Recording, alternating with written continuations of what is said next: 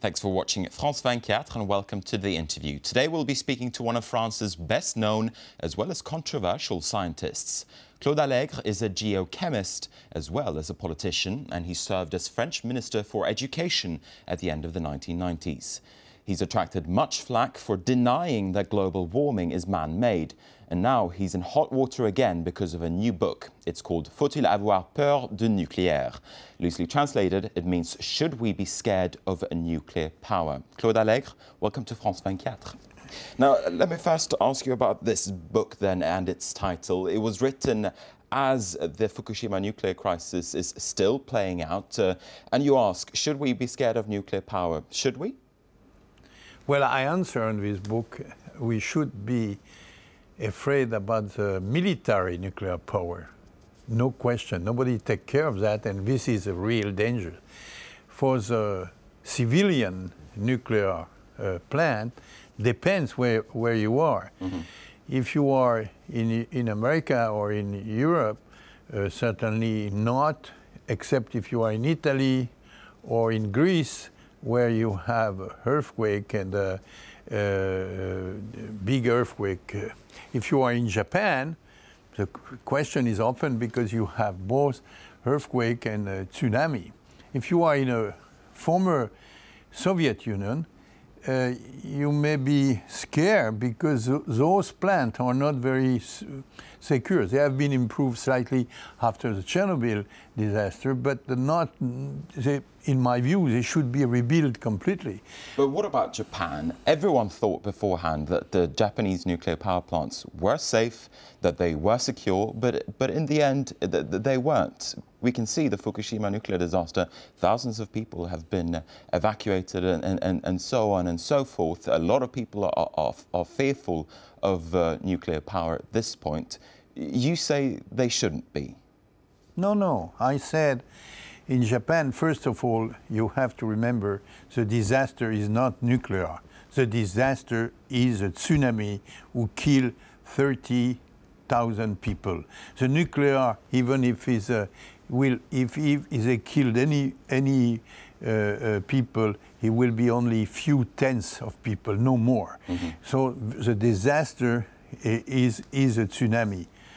Now, another point, the nuclear plant in Japan have resisted very well to earthquake, but not to the tsunami, because the wall they have built to protect on the tsunami was not high enough. Mm-hmm. And so this is a tsunami with the cause of the whole difficulty they have. This is not a disaster yet. This is a big accident. And we should be careful about the word we use. Chernobyl was a disaster, but 3 Mile Island or Fukushima are accident, not disaster. Mm-hmm. On this point. But you say that the Fukushima crisis came about because the tsunami wall wasn't high enough. Isn't that the point, that you never know what could come around? And if something goes wrong with nuclear power, it can go horribly wrong. I know it will not be any tsunami in France or in Sweden or in UK. We know that. We know you will not. You never get earthquake of the magnitude 9 in France or in Britain or in Sweden or in Germany. So we know that.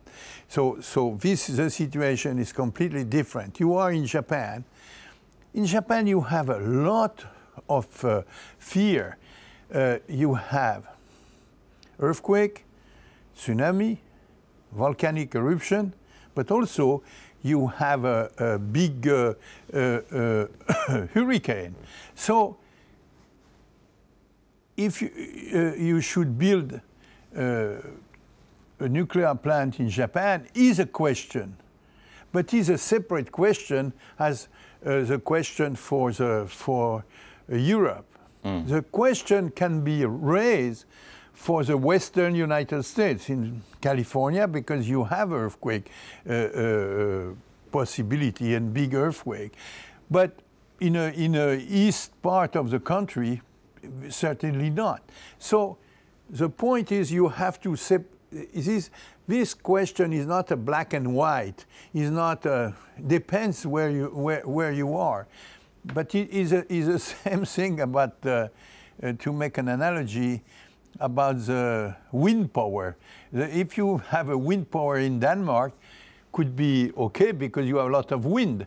But in some part of the world, if you have no wind, this is crazy to put wind power. So this is more or less my view. But Green campaigners would say, though, that the alternatives, you just spoke about wind power, the alternatives, renewable power, they're so much safer. If something goes wrong with a wind turbine, the worst thing that can happen is that it comes to the ground, I suppose. But there are so many things that can go wrong with nuclear power. Aren't the alternatives better? Yeah, but if you have a wind power, when you have no wind, you have no power, okay? If you have only a solar cell, if you have not sun, if you have cloud, you have no electricity. So those things are not alternative. I think the alternative power will be geothermal energy in one hand, and the second thing would be the hydrogen time, when the hydrogen will be available. So on the long range, we don't have to be scared because the new technology will probably replace this power. But at the moment, the question is, you know, the economy is working on a very short time scale. So the question is, should we ban now the nuclear power? And my answer is, for France, it will be absolutely stupid. But even for several countries, it will not be a very wise decision. In Germany, they've taken 7 nuclear reactors offline after the Fukushima crisis. You think that was a bad decision? I think it was a stupid decision. I'm not going to follow the German view. Germany is also a country will be in big decline. There is a big demographic decline. They are afraid of everything. I'm not going to follow the Germany policy in any way. As a scientist, what do you make of the media coverage of the Japanese nuclear crisis? How have you been looking at it? Well, you know, in Japan, if you ask me, I am not in a black and white position. I think in Japan is absolutely legitimate to have a big public debate about nuclear power. To me, is legitimate, and they have to put very big security condition before accepting to build another type. The other problem in Japan is, and is worldwide, the question is not for France, but is for some other country, is are the nuclear plant managed by a private company or under a big control of the state, which is the case in France, but it was not the case in Japan. It was so you're saying that nuclear power plants should be under the control of the state? Absolutely. In Japan, for example, if they have if SETCO had react quickly, like by admitting seawater to refrigerate the different part of the plant, it would probably minimize the accident. But they try to save their plant, and when they make the decision of refrigerating, it was a little late. I want to switch on to another topic just for a little while. A lot of our international viewers may not be aware of this, but you're known here in France for saying that climate change is not man-made. Do you stand by that claim? Yeah, absolutely. Why have you made that claim when so many scientists say that, yes, climate change is man-made? Well, the scientists who say that get money to do that.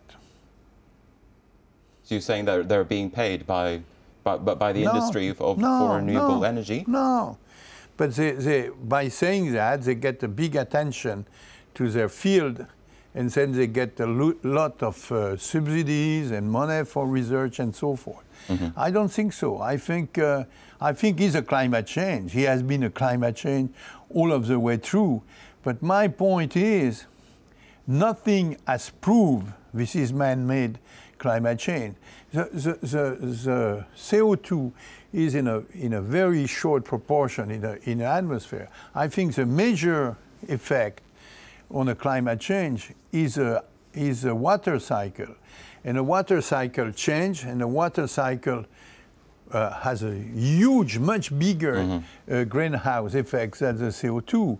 And so, and I think, I don't know. I think at the moment nothing was proved. But you have been accused of playing into the hands of the carbon-intensive industry. Absolutely not. Do you think that you no, say that you haven't? Nobody has accused that, because I work on a sequestration of CO2. I am not.